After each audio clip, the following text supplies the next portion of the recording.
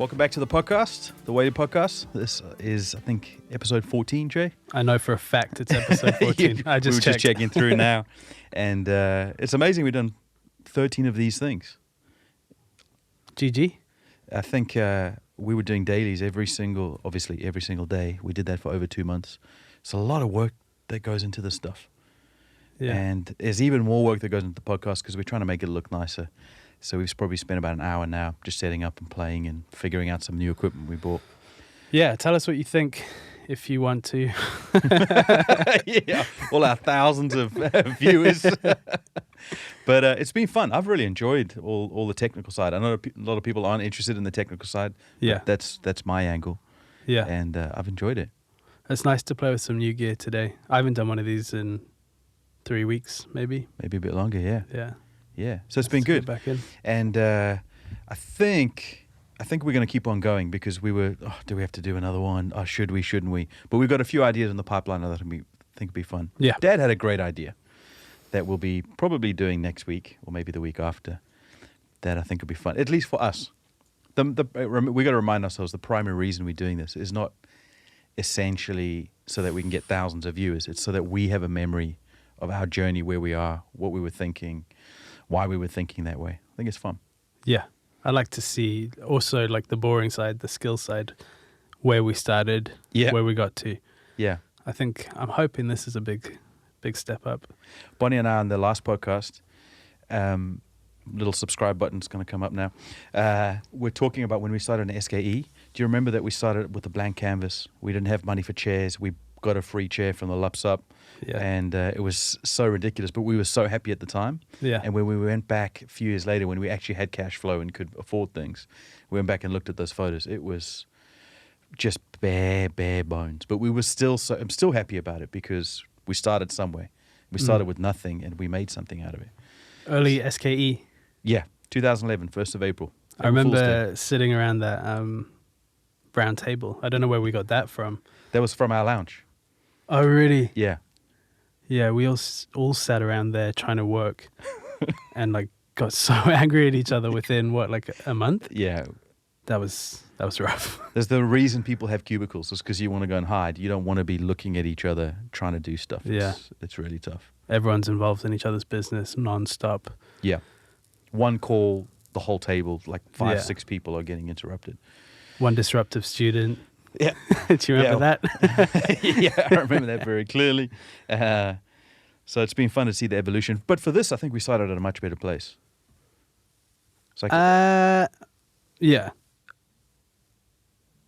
I think I know what you mean, but we started with more resources and we had some wins for some other contexts. Aesthetically, how it looked before we moved in and the work we had to do was, I would have taken SKE. Yeah, it was much easier, hey? So much easier. And then the scale at which you have to put in, because this is, I think, 5-6 times bigger than that old place, which we still have. We're still running. Seamus he's even fixing up things today. We could just do that all ourselves. I remember we had an ant problem within the first week that we inherited, and I fixed it myself. I spent hours chasing ants and getting ant poison and all the rest. Yeah. But you can't do that when you upgrade. Yeah. So trying to put teams together and develop strategies that are beyond yourself and bigger than yourself is a whole new skill set. So in that sense, you got zero momentum. Yeah. But starting again. Starting badly. Episode 1. Episode 1. Throw back to that. So I'm happy we're still doing it. I'm happy that we're improving, we're playing, we're getting there. Only 14 in. Yeah. That's another way of looking at it. Yeah. Only 14. A lot of improvement. Think of podcasts I watch and thousands and thousands of episodes already. Yeah. Yeah. I think also, because we were talking about podcasts earlier today, I think also those guys get to a place where they're happy with the production or the sound or the look of it or the style of it. And then it's not that they settle, they just get to a place where it's comfortable and it works for them. Yeah. They go through like 1 or 2 iterations, it seems. Yeah. And then they're set. Whereas this has been a week to week changing of formats and styles and ideas. But and then people get comfortable with that. They don't want it to change. So we've just seen Joe Rogan the last month move podcast studios, and people reacted, including us. We were both like, "Oh, I don't like the new look." Yeah. And it's funny how you get comfortable in someone else's lounge It's a weird thing, yeah? You expect You spend it a certain so way. many hours there. You hang out there. You feel good. There's interesting people all the time. You get confronted there, or there's new information, Yeah. or So there's some sort of emotional connection to that room. Like I feel at home in that room. yeah. And then he moves to some spaceship-looking Yeah. piece of crap. That probably costs much more than his old setup, Yeah. but just doesn't feel like home. Yeah. What were you saying about Seinfeld? There was something you said a couple weeks ago. Seinfeld, yeah, he broke down kind of TV into a formula, and he said, just make a place that people want to hang out. Like, that's all you need to do. Yeah, Because people are wasting their time watching a show about nothing, in his words. it's true. So just make it a comfortable place where they want to spend time there. And that's what he did with his Comedians and Cars. And it works. Like, I love those little, what are they, web series or something like that. Yeah. Because you want to be in that car, you want to be at that coffee shop, you want to be talking with those comedians. It's a place you want to be. So the rest just slots into place. But yeah, Rogan's move, I don't know if you've watched a full episode since he's haven't. been in there. Not that I don't want to, it hasn't pulled me in. Like the hours of stuff, I watched hours and hours of, like that's the first time I saw Peterson was in that room. Yep. That's the first time I was introduced to that stuff. And now my retention for that new space is like 30 minutes and I'm zoning out. Because it's not home. Yeah, I just don't want to be there. Yeah. I want to hear the conversation, but not there. It's bizarre. I know logically it's stupid, but No, I don't think it's stupid at all. When we started here, I don't know if we've let people know. Have we ever mentioned this on the podcast, talking about how we started here? That this was I don't supposed... We were looking at this new location to have offices and make money, and we were looking at the most profit per square foot. And then at some point, I don't know if it was when we came back from America or yeah. at some point of the journey, we were like, that's not the purpose of this place. We want to make it a place that we're comfortable in, that we can express our passion. And I think the very words we were using, like, we want to be here till 2 a.m. We Yeah. don't want to we want to be like, oh, do I have to really go home? That we love it so much here. I remember sitting here In the blank. when there used to be that ramp here. Yeah, that's right. That's where we sat and That's right. we talked about that. I think a booth here for singing and guitars. And then a huge table for podcasting, control room on that side. Yeah, all away from the walls, very open. The space is huge. The music that we were doing here is going to be done actually in the control room. So your guitar will be played in there and we'll have a line out to you. Make it like a playground. We even referenced Rogan back then because he had built his complex That's out. right. Yeah. Yeah, the old complex. Yeah. As a place where he had everything that he was interested in that one space. And like you said, we wouldn't want to leave at 2 a.m., Yep. which has happened quite regularly here. It has, yeah. I'm not sure if it's because we don't want to leave or... Yeah, it must be a place that it feels like home, that you really enjoy, and that there's things there. So we've even been talking about like pottery studios recently, Yeah. because that's what mum and dad used to, that was their playroom, and in the garage they just converted it into playing with pottery. And then they actually turned it into a business and made money out of it, but it was their passion. Mm. And so we've even been playing around with that. Do we delve back into that world? And Yeah. You forget when you're running businesses that concept because Yeah. you have to get hung up on profit and loss and all of Yeah. those things. to survive. Yeah. Because it's not just for you, it's responsible for other people. You're paying people's wages.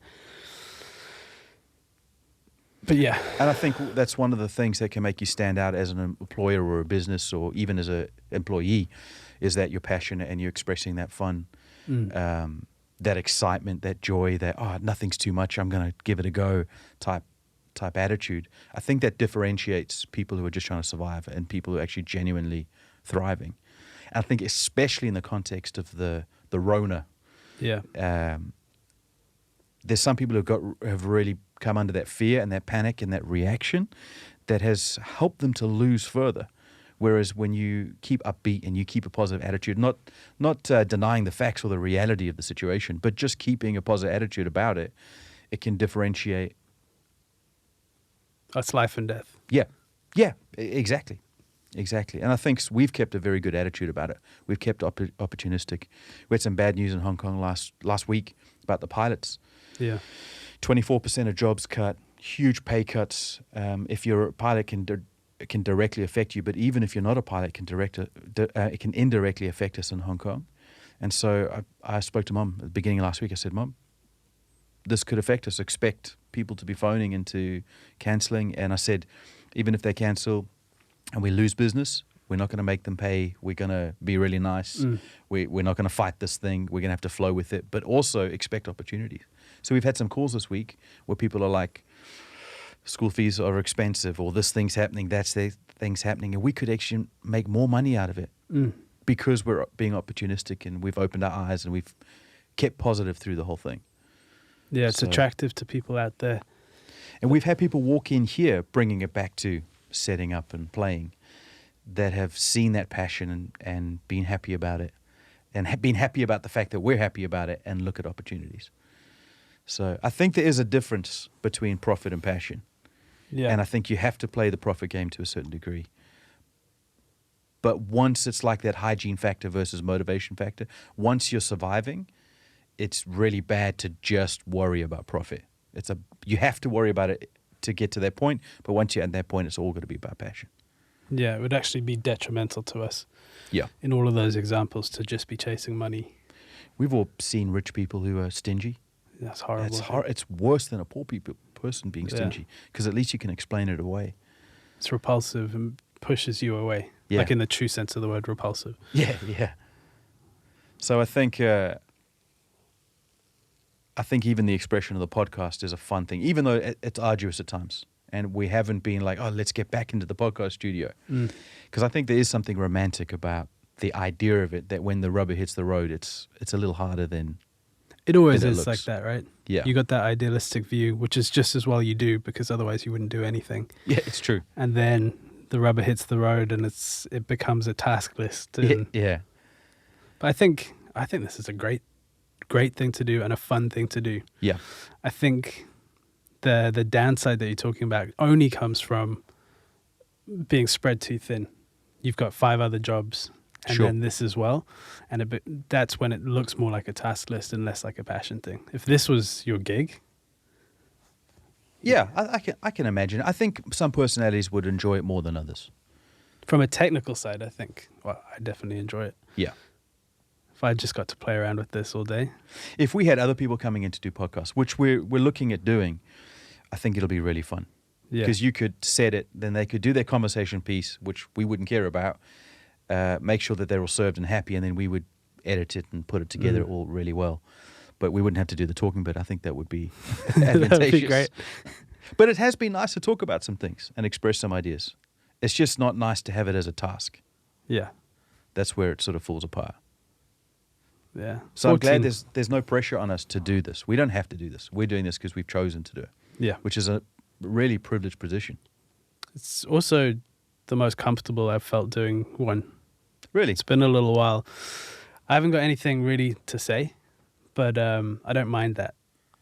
Like the pressure, that early pressure of having to talk on a camera and being so like exasperated with setting stuff up and not fully understanding it. Yeah. All of that aspect is kind of fallen aside. Like the setup today was fun. Yeah. We got to play a bit. We got to be impressed by our lens and geek out over that for a while. And now, let's talk, whatever. I don't feel as guarded as I did before. I don't mind talking about any subjects now, whereas before A little tentative. Yeah, because you don't know what it's going to be or where it's going to go.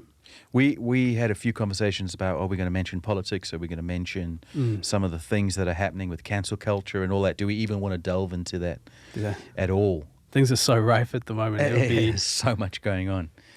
So there's a lot of talking points there that we've talked about quite a few times. Yeah. But we've thought, do we go in that direction?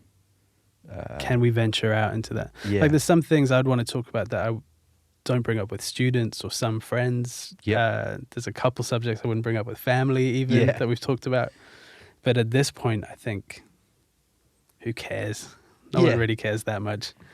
I think people really do care on Twitter. Yeah. But when it comes to daily life, there's very few people who care to the degree that it looks like they care. Yeah. So I don't mind opening it up a bit more. Yeah. Yeah, and also we're just not the sort of people who invite controversy for the sake of it. We don't enjoy the drama of that sort of stuff. No. So No, unless unless you're in your domain and someone comes in with an issue and then you want to... yeah, but you don't look for that. No, you wouldn't invite that person in just to do that. Yeah. Yeah. I think if we were after views and we were somehow this was monetized, which it isn't, I think that would be a good strategy. Just be controversial for the sake of it. Call this episode "In Kanye We Trust." Yeah. Hashtag Trump 2020. Yeah. Clickbait. I think it would get a lot of, yeah, that's a very contentious issue, eh? You'll never believe what. Yeah. What's contentious, Trump or Kanye? I think the whole political spectrum in America at the moment is very, no matter where you are on the spectrum or no matter what your opinion is, I think it's a very hot topic at this point.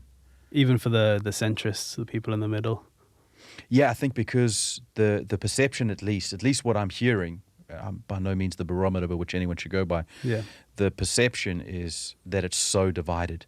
I think the centrists would be quite thin in terms of volume. Wow. Although I think most people are central, Yeah. I think the volume on them is much lower than the extremes on the left and the right. Yeah. Yeah, those guys, they do it different, hey? Very different. They do it very different. Have you been following it? Very closely. Okay. Quite close. I've probably spent the most I've ever, in terms of time, on politics in the last 3-4 weeks. But you're like genuinely concerned for how that influences the rest of the world rather than just America itself, right? Well, there's political things that are happening at home base right now that I think there would be knock-on effects. It might not be direct, but certainly indirect effects that would affect us here. And I think with certain candidates, things would go back to normal. Yeah. That would then undermine our particular political position that we're in. I think I know what you're talking about. Yeah, I don't know if they do. I'm trying to be a little cryptic because we can talk about American politics because it's out there. But Yeah. there's certain things we can should- talk about home family stuff. Yeah. Yeah. And then we'll see what we can talk about in November. Yeah, exactly. And it's not about views. It's more about... Yeah. I get that. Yeah. I think they get that. Yeah, hopefully, if people got a brain, they know what we're doing. I think self-censoring is something that we need to learn to do better. And I think it's important. So, in terms of American politics, I think it's... Yeah, we can have at it. We say what we want. Yeah, exactly. So, have you been following it at all? Yeah. Yeah, I've never cared that much, especially about American politics. I think they're so self-centered and egotistical. And I'm like, I don't care. Yeah. You do what you want. Especially when I was in England, because I was like, we owned you. Yeah. But now being on this side of the world and growing up a bit, you do see, oh, that's the world's policeman. There's knock-on effects for everyone. Yeah. Whatever happens. So I've got a better understanding of my vested interest. Yeah. So yeah, I'd say in the last 2 years, the first time Trump got elected was when I first started being slightly interested, because I said no one will vote for this orange idiot. Yeah. This guy is the worst. All the locker room talk and all of that stuff. Like I got really into. How could people vote for him? Yeah, I listened to podcasts back then, and they're all like left-leaning people in New York and LA. So I was fully against Trump 2016 and quite invested at that time. But I was also not pro-Hillary. Well, very few people were. Yeah. So that's when that disparity started happening. And then this time around, I'm so much more objective and just watching how people are reporting on it, how people are reacting to it. Yeah. On both sides of the spectrum? Both, yeah. This morning I was reading Huffington Post. Last night I was watching his interview with the Fox economic guy. I was watching Trump's interview with them. Okay. So I'm trying to see the similarities in both blind spots. Yeah. Yeah, and that's a fun position to watch from. I think you learn a lot about humanity and politics from that perspective, where you're not emotionally caught up in it. Yeah. You understand the seriousness of it, but I'm not like emotionally hurt by Yeah. what anyone's saying. I don't care. I'm just watching the game play out. Yeah. Yeah. So this time around, it's very different.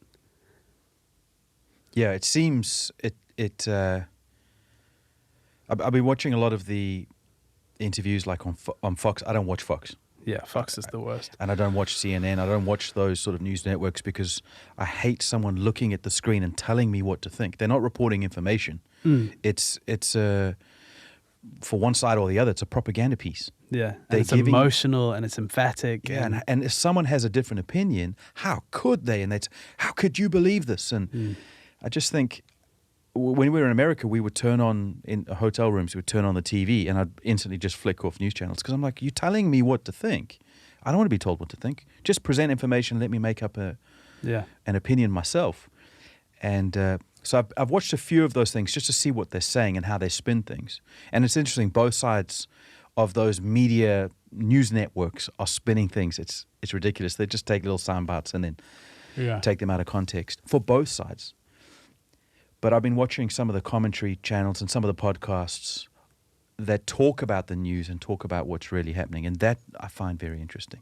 Yeah. Because it seems a lot more, even if they've got a bias, it seems a little less emotional and reactive and a little bit more conversational about it. They're not trying to tell people what to think. They're trying to express their own processing of that information. And I think that's more interesting, and I think it's less angled. You know, and any bias is admitted to, whereas the news channels are supposed to be unbiased, and they all think that they're unbiased, which is not true. No one's unbiased. A lot of these podcasts are talking about bias as well, so they're hyper aware of it in themselves as they're discussing it. Like Andrew Schultz's stuff, I think is Just amazing. watch an interview with him on it, yeah. He's so good at dissecting it, and then someone will bring in a different opinion that's completely contrary to his, and he'll go, I've never thought about it that way, and then take on that side. Right. He's not like, it's not integral to who he is. Yeah. He's examining ideas. Yeah. And that's what I think they're not doing on CNN or Fox or any of those things. None of them are actually taking ideas apart from different angles and examining them. They're going on emotion and feeling and saying, what's the worst stuff about the right? Nazis. They're Nazis. Yeah. And then anything on the right, if you believe in it, you're a Nazi. Chris Pratt is a Nazi because he goes to a church that may or may not be against gays and lesbians. Yep. So now Chris Pratt is Hitler. Yep. It's And if you don't believe he's Hitler, you're Hitler too. Yeah.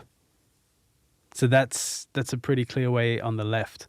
And then if you vote left in any sort of way, you're the soft soy boy, Socialist, weak, socialist. you know, Yeah, you want communist, Marxism. Yep. It's like, whoa. Yeah, it's How- not that extreme. Yeah. It's much more nuanced and colored than that. And I understand some of these issues have implications down the road, and you got to be wary of that stuff. But you can't start saying someone's Mussolini just because they're doing something that you don't like. That's where it's at the moment. So yeah, I'm really enjoying podcasts for that reason. Yeah. But going to the source as well, reading Huffington Post this morning was hilarious. Really? Yeah, Trump he's banning, what is it?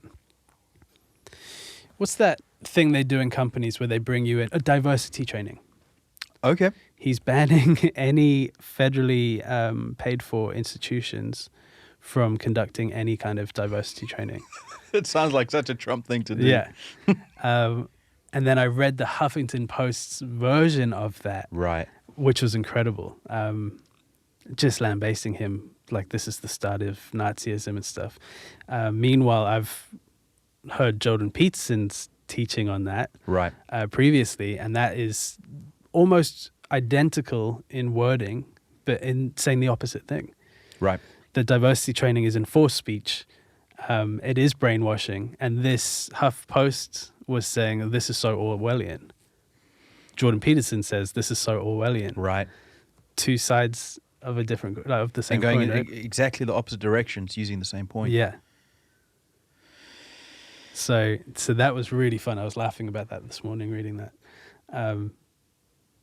Yeah, I don't have a strong opinion on diversity training either. I don't really care. But Imagine yourself in a company and now you have to spend the morning when you've got projects and things you're trying to do and you have to go to diversity training. What's your opinion? I hate diversity training. Yeah, no, I can imagine it being cumbersome and tired. And especially today, like diversity training is white people are bad and always have been. Yeah. Yeah, no. All right, you've convinced me. Yeah. No, I think the idea behind it, I think you could argue there's a healthy like respect of other people's cultures. We're in a different place. We learnt about the culture. You're learning the language. I've been lazy with learning the language, but I respect people who learn the language. I want to know about Chinese culture and why people think a certain way, and if this is offensive or if that thing. That's a good point. I didn't think about that. Why would a company tell me what to do? I'm doing my own diversity training by going out and meeting local people here. By being a human, not an employee. Yeah. Yeah. That's what I do all the time anyway. The only reason I believe a company will do that, I think that maybe there's the odd case where you really genuinely have a CEO who cares about that and he wants everyone he influences to care about it too. I'm sure that happens. But I think for the most part, it's just they want to look like they're doing the right thing. Yeah. Because they don't want to be cancelled. Can put it on an advert saying we're the best. Yep. Get some cheap award for it. And that's true. We've never done that, and I've learned a lot about Hong Kong's history with, white supremacy for a time. I don't know if you know about Boundary Street, and a little bit, local people weren't allowed into us. Like, they did some terrible things back then. But no one's holding a grudge about it here that I can see. Not really, I think, yeah, not really. Yeah. So to enforce that through a company, it doesn't make sense. So it feeds into that whole idea that the company becomes like the father figure and tells you what to do, and it'll look after you, and don't worry, I'll handle all the finance, and don't worry, I'll dish out all the money, and you don't have to think. You don't have to actually educate yourself or grow up and mature. We'll tell you just what to do, which I do think is very Orwellian. Socialist government style. Yeah, that's true. Hey. Which I think, no, I'm here to do a job. Let me do my job, but I'll think for myself, thank you. I'll do what you need me to do for this, and we'll have a contract where you'll pay me to do that specific job. And if I ever get uncomfortable or don't like it, then you won't pay anymore, and I won't do the job. Like, that's a good deal, I think. Yeah. And beyond that, it's like, no, I don't want you telling me what to do. I think it's a bad thing. And the fact that it's accepted. I don't like going to staff meetings. Yeah, Never mind to training. Accept it to such a point where you're Hitler if you get rid of it. Like, if you just don't pay for it. That's essentially what he's doing. Yeah, he's not saying it's illegal. He's just the government's not going to fund this. We won't fund this, yeah. Yeah, I don't know. If I was American, I would be Republican. Yeah? Definitely. Entrepreneur. I like free trade. I'd be libertarian. I'd want small government. Small government. Very low interference. It was very interesting driving around in the US. There's very little babying in terms of traffic. Like if there's roadworks, you get like a sign. There's roadworks coming out. You figure it out. They don't baby you through every little thing. Yeah. And that's quite different to Hong Kong and England. Yeah, exactly. In Hong Kong, you'll have a stop street, and if it's outside a high-rise, there'll be someone there to explain to you that the light's red and to stop you and then allow the traffic through. It's like, I don't want someone telling me what to do. Yeah. Just let me think. Obviously, there's negatives to that too, but I would prefer those negatives over the negatives of overly controlled. Yeah.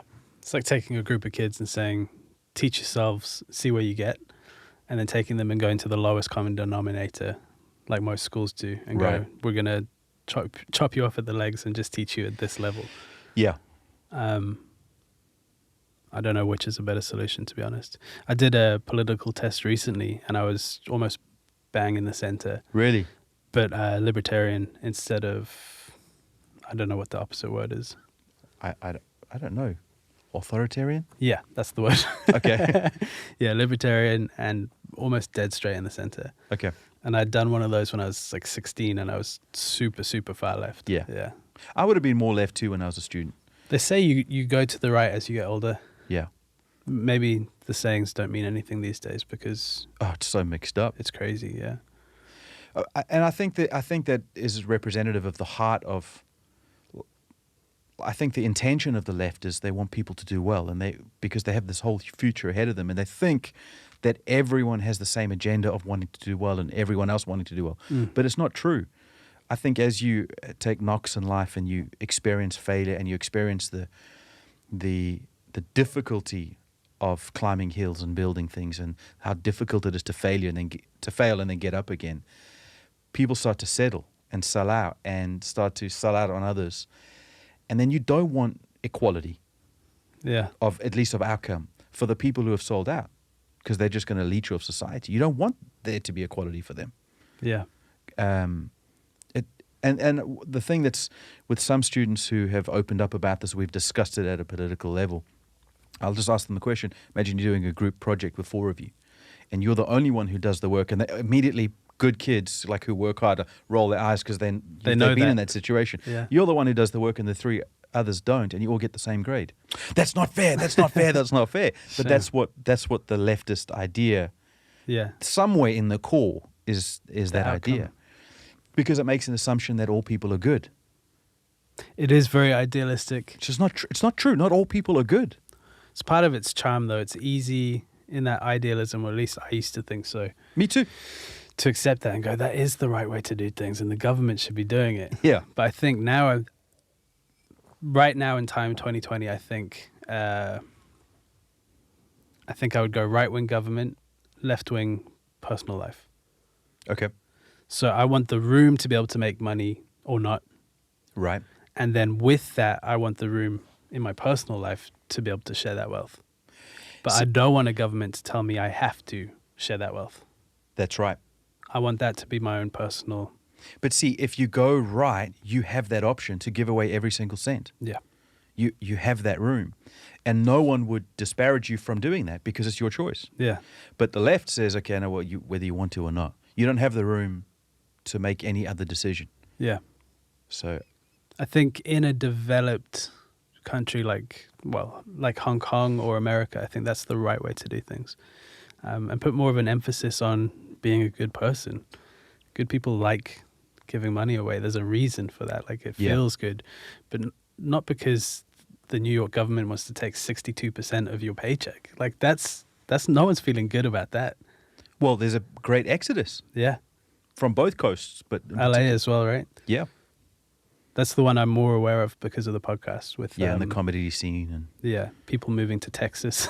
yeah, From the most left wing to the most right wing place. wing. Yeah. The Texans are all saying, don't make this into California. Don't make your problems ours.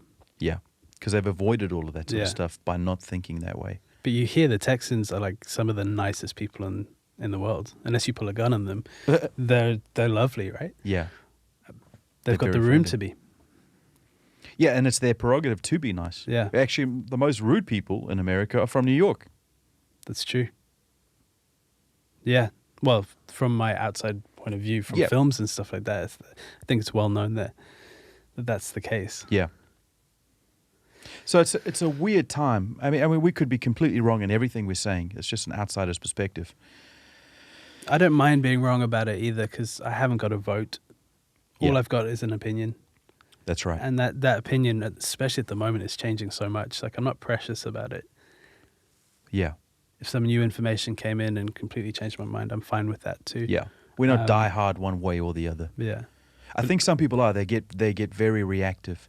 I think just the fact that we're saying, I can think of a few people in my mind who, if you said what we said now, they would be tutting and angry and wanting to leave the party. I've actually had people wanting to leave the party because I just said, I don't think Trump's that bad. How dare you? And now all of a sudden, and left a Christmas party because I said I don't think he's that bad. I wasn't even defending him in terms of saying that he's an angel. I just said I don't think he's as bad as you're saying it. He's got the nuclear keys. He's going to kill everyone. Yeah. Like, I don't think that's going to happen. Heresy. Yeah, it is heresy. People get in this little echo chamber and they can't see anything outside of it, which is precisely why people were so shocked when Trump won Yeah. in 2016. That and the polls. And I genuinely think that's what's happening again. I think he's going to win. Even though all the polls on the CNNs and the Foxes and all those places are saying he's losing by significant margins. Really? Yeah. By like 5-10% in some places. Huh. It still looks like he's going to win. When you look at, if you zoom out of just that, what Trump calls fake news. Fake news, yeah. just that propaganda, and it's absolute propaganda. Someone's paying those news anchors to say that. They are not unbiased. For sure. Their puppet masters are pulling strings. As any employee, you do what your boss tells you to do. Your master, Of course, yeah. boss, tells you to do. And so if you just zoom out of that and you look at a wider picture, things that are a little less unbiased, or at least balance those biases, I think he's going to win. When are we?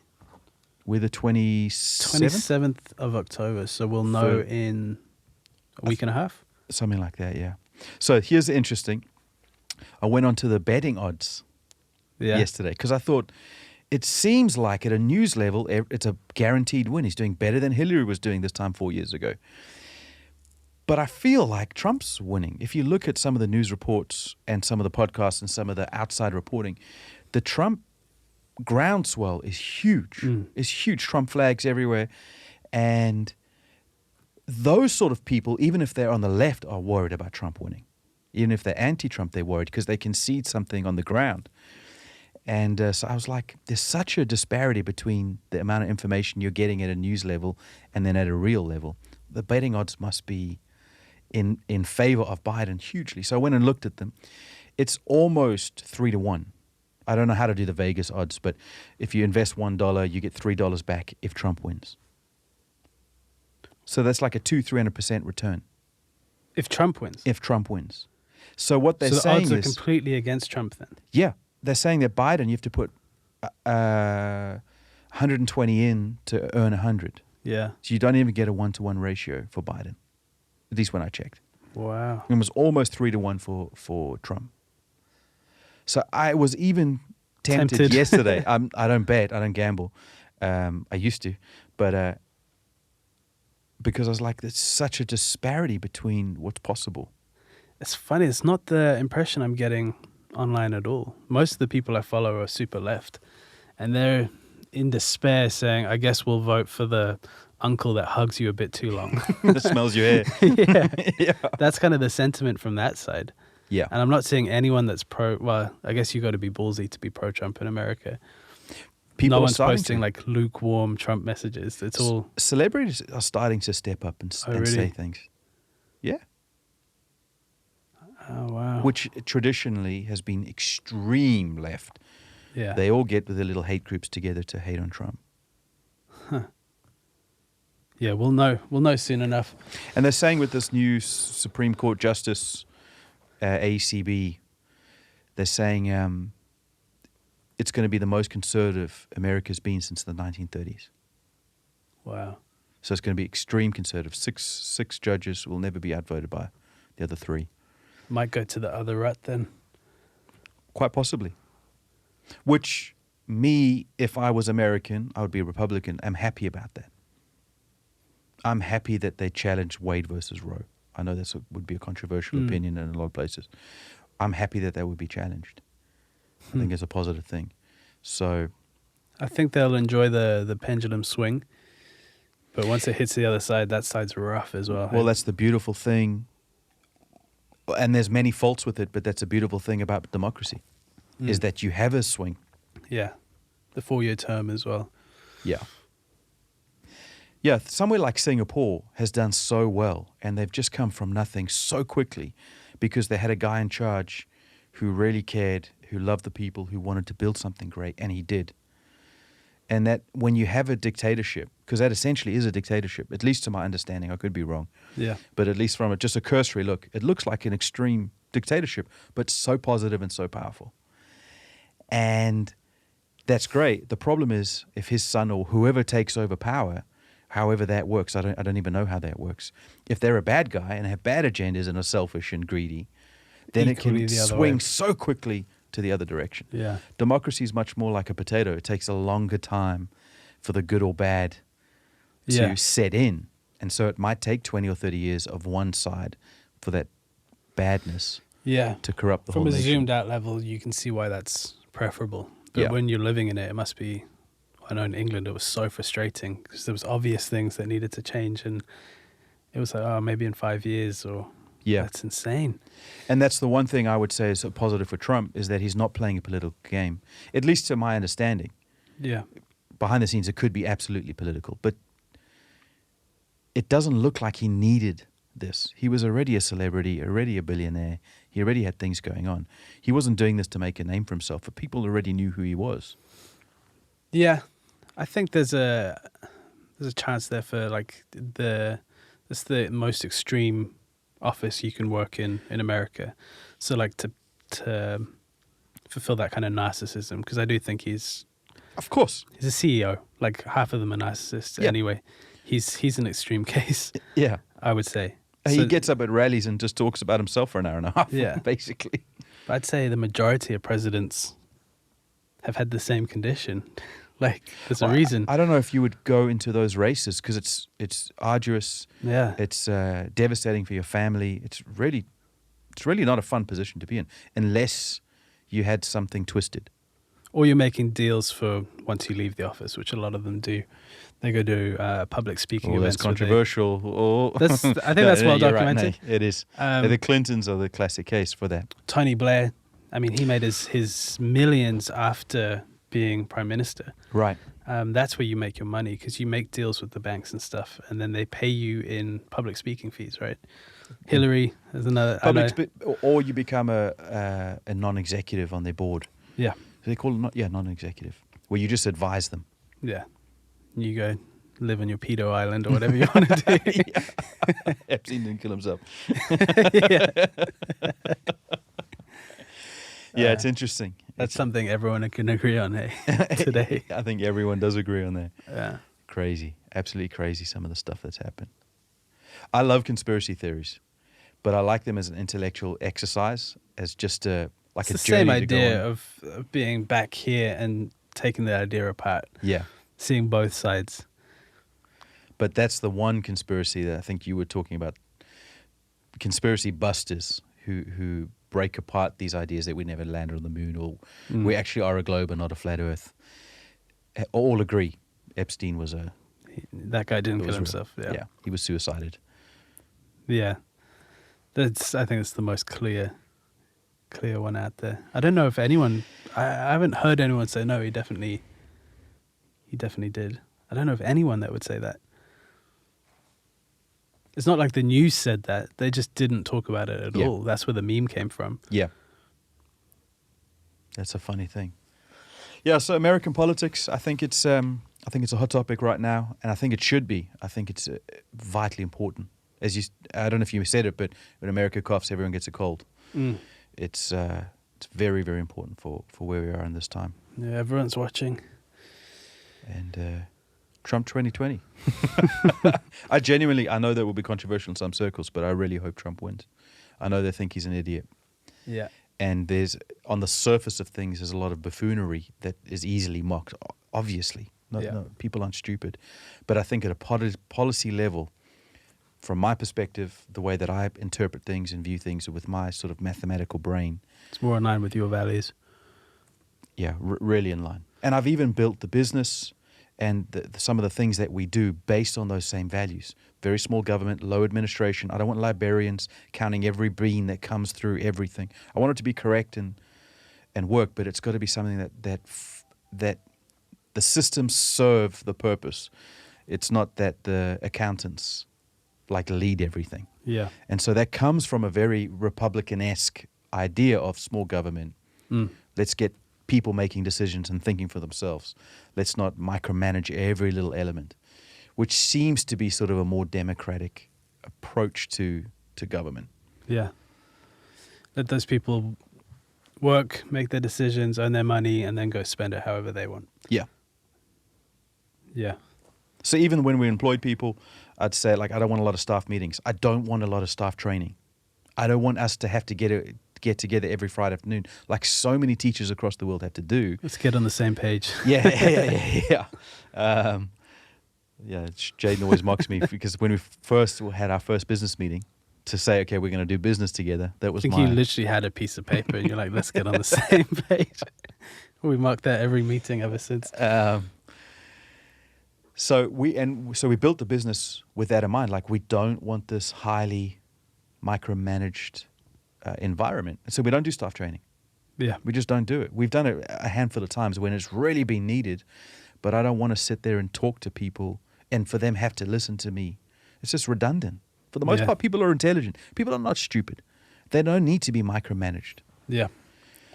And then you have an open door policy where if you need to ask questions or discuss things, it's open all the time. It's not Friday afternoons when people actually are tired and want to go home. Yeah. Rather go to the exception that has an issue and sort it out directly Yeah. rather than handicap 20 other people in the same room and go, you have to sit through this. Yeah. I mean, we always had that in our meetings where generally it would be Nikki would have an issue and then you two would have to discuss the issue in front of the rest of us. Even we'll just in stop the that. family, I was like, no, that doesn't happen anymore. But Yeah. those kind of things, right? Yeah, and of course there's an extreme where you don't have any of that and then there's no communication and Yeah. everyone's upset and actually they want some That's the input. good intention of the left is say there's one of those teachers that doesn't feel that they have the voice to come up and say something or they're not the same personality type, so they haven't got the inroad Yeah. to do that. Like it wants to look after that person. But I think generally there's smarter ways to do that. Yeah. Um, Did you, very controversial now, did you hear about what happened in France, in Paris? Did we talk about it earlier? I didn't. A teacher. Oh, I do know. Should we talk about it? We can do. I haven't got a strong opinion. Well, just as a extreme case of free speech and Yeah. the state of some of the Western nations and what they've allowed to happen. There was a teacher. He's teaching a class, I believe in a community college or something like that, Yeah. on free speech. And so he says to everybody in the class, listen, you're welcome to leave. I'm about to show cartoons of Muhammad, which in Islam is just a no-no. You just don't do that. That's sacrilege. They've had a lot of killings over that same. Exactly. That's Topic, the yeah. Danish cartoonists, Yeah. and that was very derogatory. And I think he was showing those same cartoons to show the Okay. history of that. I'm not sure. I could be wrong on I'd that. heard it was just an image of, which is against the Quran, right? Yeah, To you show an can't have image. any imagery. In Christianity, you can't have any graven idols or what's it, carved images or whatever. I don't know what it is. You shouldn't have statues of Jesus in Christianity. Oh yeah. You're not allowed to have idols. Anyway, I don't know. Christianity is crazy though, isn't it? It's much safer to talk about. So this dude does this, then proceeds to show these cartoons and do his class on free speech. Anyway, one of the girls, I believe she was a Muslim, and the dad found out somehow, and he put some message on Facebook or some message board to mention what happened. And short story long, he was taken down the road in the timeline, was taken outside of the class, outside the college, and beheaded in the middle of Wow. Paris, France. Was it by the dad or just I someone think from the message? he just let people know that Yeah. this happened. There's yeah. And so now I believe there's some Islam leaders who are calling for the French president to apologize. Yeesh. And he, from what I understand, at my cursory reading, very surface level, so this all could be wrong, but from what I understand, he's not apologizing, and he's saying we're going to stand together, and he's trying to bring the country through The French president. the French president. Yeah, Yeah, that's scary.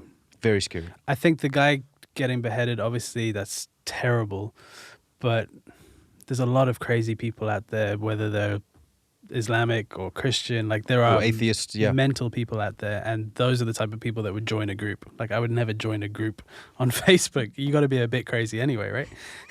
I think.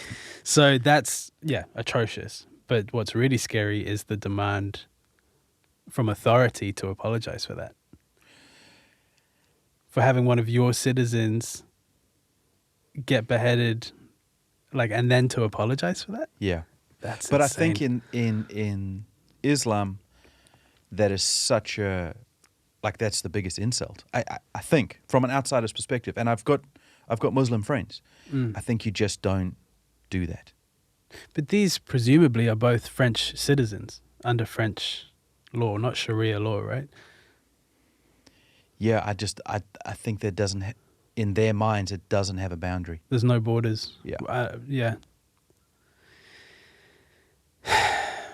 Yeah. What's interesting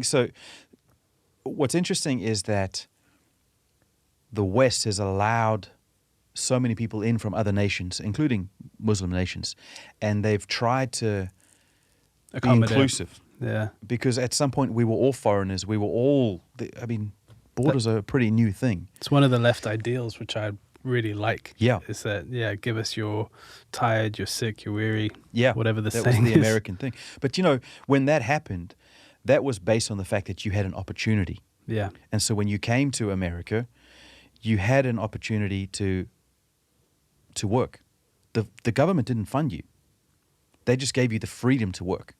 Now, when everyone wants to get to America because they know the government will fund them and they'll get this benefit and that benefit and healthcare and whatever the deal is. I think they've really got to reassess all of that healthcare stuff. But you're not funded with an opportunity. You're actually funded with an outcome, which is a very different thing. Very different. Yeah, early days America was not that set up at all. Yeah. It was rough. Yeah. But people were fleeing from such terrible places. Oppressive, controlled places. Yeah. So just the idea of an opportunity was so huge for them. Yeah. And I think it attracted a type of people that have gone on. Like if you talk to second or third generation Indian people in America, they're incredibly industrious, hardworking, because that's who went there. Yeah. But yeah, if you're going there for that reason, for the outcome, that's going to attract a very different group of people, which is going to lead to a very different set of results. And I think in France in particular, because I had some French students who I got very friendly with the parents, and he was saying to me, he was high up in some big companies in Hong Kong, and he was saying, listen, France is dead.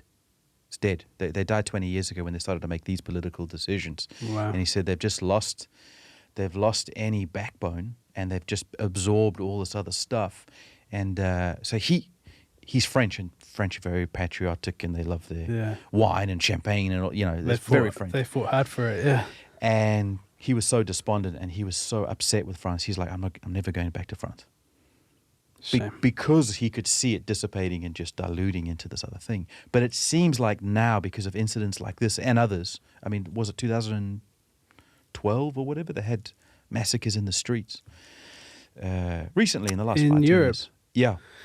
Yeah, I think I was here for a few years, maybe 2013, 14. Something like that. They had the vans just driving people over in London, in Paris, all over the place. And so I think France is coming back from that extreme, just open borders, let everyone... That's tricky, because that's so new, like mass transportation, like it is today, is such a new concept. And if you've got that ideal of wanting the best for everyone, which is a really good ideal... It's beautiful. But you don't think through the more painful thoughts of like, how do we actually execute this? Not the right word. You know what I mean? How do we carry this out? What's the best way to integrate people? Do we want large swaths of different cultures within someone else's culture? Like, how does that work?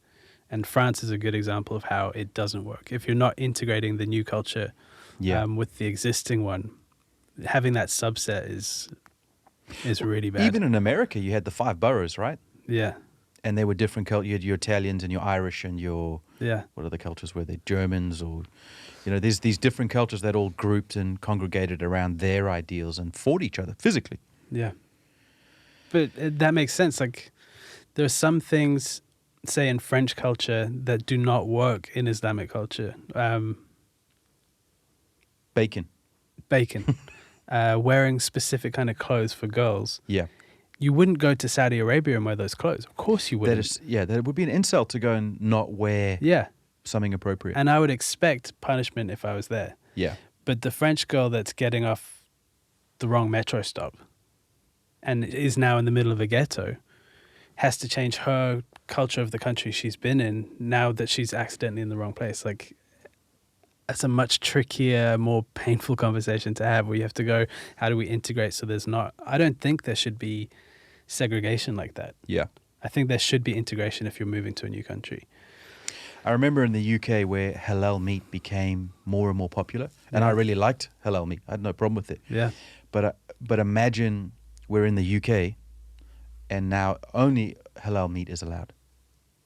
And then you drive out businesses that do anything but halal. Yeah. And of course, bacon's not halal, right? So now we're not allowed, I'm just imagining it, not allowed bacon. That's not, unless it's everyone decides they want to become Muslim and put that into law. But what happens is good people who are well-meaning will go, okay, well, we'll just agree, even though we're not Muslim, we'll agree that we won't sell bacon. That doesn't make sense. Yeah. That's a tricky conversation, eh? Like, that is geopolitics at its hardest. Yeah. And I don't think people have really worked out how to do that right. I mean, China does it pretty well. Yeah. They hold on to their culture. Yeah, they don't apologize for being Chinese. Yeah. I heard Theo Von talk about coming over to China. He said there's no wonder these guys are doing way better than us. Like, they defend who they are, and they're not letting anyone change what they're doing. Yeah. Which, when we think of a non-European culture, we respect it. Yeah. But as soon as you think of, like, I think of the image of a British person saying, no, we're British and we're staying British. That's racist. I think of a thug kind of loud skinhead. Yeah. The facts and the rhetoric I have in my head don't match up on that. Yeah. At all. But I think that was the move for Brexit. Yeah. Was it on, the accusation against it was racist. But I think people were moving to a little bit more of a backbone. No, we want Britain to be British, and not everyone has clean agendas with that. But I think that there was a movement within that said there's something that's British that we need to protect. That we can't just let everything else dilute, which I think is a healthy thing. I'm not patriotic about this or that, personally, but I appreciate Britain for being Britain. It's the thing. Day to day, I like culture. I really like it. I enjoy it. I enjoy experiencing different cultures, different ways of thought, or different foods, or different customs. Or But then fighting for culture, I don't know. I've still got it in my head that that's a bit gross. But I haven't lived under like oppressive stuff where people are trying to take it from you and instate their culture where you are. At least I don't think I have. I haven't been aware of it. So that's a tricky one. I'll have to think about that for a while. Because then you zoom out and everything's changing anyway. Yeah. There's no such thing as Britain when you really think about it. What's British food? It's everyone else's stuff that they nicked and brought back. Yeah, but no culture is clean from that. Everyone's been influenced by something.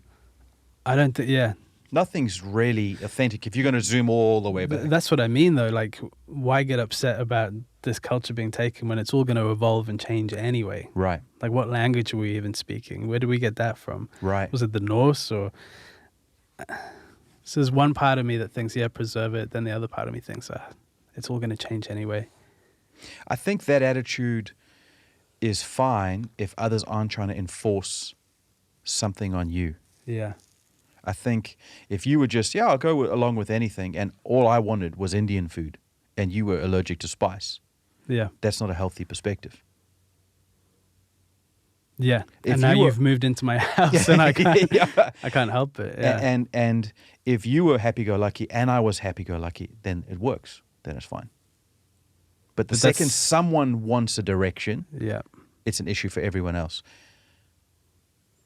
And that is our culture, is happy-go-lucky, because we already had people fight for independence and reformations and everything. So we're sitting pretty, enjoying the benefits of that. Which, when I think about that, the classic example would be Neville Chamberlain. They've already been through a World War I, which they didn't call it World War I at the beginning. The Great War. The Great War. And they're like, we don't want to fight. We don't want to challenge Hitler. Let's just leave. Let's just give him stuff. Let's do good trade deals. He flew into Germany, had the big meetings with Hitler, flew back, and there's famous pictures of him waving the white flag, getting off the plane. And there's this idiot, this buffoon, Churchill, who everyone has relegated to just, he's an idiot. He's made so many mistakes. Yeah, and he was he's the just Trump a of his warmonger. day, eh? He was a Trump. Yeah. And he was one of the few voices, but certainly the most prominent, going, beware of Hitler. This guy is trouble.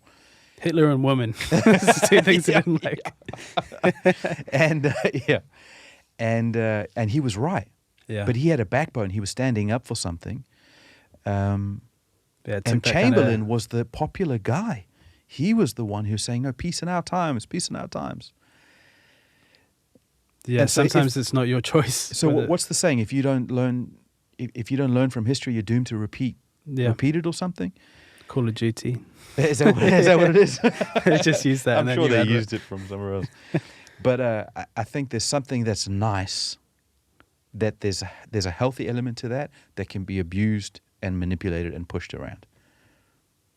Personally, I don't like to negotiate. If someone says, listen, I need X amount, or this is what it's worth, I don't want to negotiate. I want to go, okay, that's fine. If you think it's worth that much, then we'll do that much. And I was in a situation a couple of years ago where someone was pushing me on a certain price for a deal we were doing. And he's older than me, and I wanted to be respectful, and he's a different culture, so I didn't fully understand what was going on. So I'm trying to be super respectful. And he kept on pushing, and he was rude, so rude. And I didn't understand it. And eventually, because my nicety's there, and it has a maximum limit, eventually I said, well, hold on, guy, this is not right. And it's got to be like this, this, and this. And it was like a volcano of emotion because it wasn't right. And he went, oh, yeah, okay, yeah, that's sure. And I was so shocked because I didn't realize he was negotiating. Yeah. I thought if he mentioned a price that was fair, but he wasn't. He was negotiating because he expected me to negotiate. And so that really shocked me into, you can't just be nice the whole time. There's actually got to be some sort of function and pushback and maneuvering, not in a political way, but in a real work it out way. You can't just be nice. Yeah. Well, even if you can be for the most part, you're always going to come up against some other, I mean, in this case, culture. Yeah. Where you have to have the resources to do the other style, you know? You have to have that backbone. Which again, bringing it back to Trump, they call him a bully. And I'm like, yeah, he is a bully. But that's exactly the bully we need, because at least his agenda is fighting for something I believe is positive. Yeah. So yeah, he is a bully, and he does tweet stupid things out, but that's what bullies do. At least he's bullying, I think, for positive things. Well, yeah, if you look at that spectrum of people, who's he up against? The North Korean dude. Kim Jong-un, yeah. Yeah, the Russian dude. Yeah. Like there's a bunch of bullies out there. And they respect other bullies. Yeah. I wouldn't do well in that position. I'm too nice. I would be the bully. Yeah. I'd be bullied left, right, and center. Yeah. To have the constitution to do that well, it's a different kind of skill set. It's just like how you were saying with Churchill. He was perfect for it because he was a douchebag. Born for it. Born for it. And he saved the West. We'd all be speaking German now, or Japanese. So, yeah, I think there's a courage to appreciate people with a different culture or skill set or ability outside of your own. Yeah. And I think we need that. And I think, again, just coming full circle, looking at the American election, I think there's values in the right and there's values in the left that the other sides are not appreciating about those positions. And that's why we keep on saying America's so divided and people, I mean, it's obvious. You can see it. And then there's a courage to go, okay, I don't agree with you, but I appreciate that there's some value there. Yeah. You just got darker. I think I'm about to get darker too. Should we call it a day? Yeah, let's. I like that full circle. I think that's a good takeaway as well. It's just holding something at a distance every now and then and examining it from all angles rather than being so emotionally invested in something that you can't. You're possessed by an idea where you can't examine it yourself. Yeah. That's something to be wary of. Yeah, there's a very powerful interchange between subjective and objective. Yeah. And I think the ability to be both. You can't just be objective. You've got to experience life. But if you're just subjective, it's a painful place to be, to just be there. You've got to zoom out. There's going to be half a country of Americans going through that painful transition when Must be reality terrible, hits on November 4th, is it? Yeah, whenever, yeah. I don't know the exact attitudes. It's going to be half of the other half are so invested and emotional. Yeah. So we'll see how that plays out. We'll talk about it Next time. in the next one. Do an election live stream. Yeah. All right. GG. Great. Thanks, guys. See you next week. See you next time.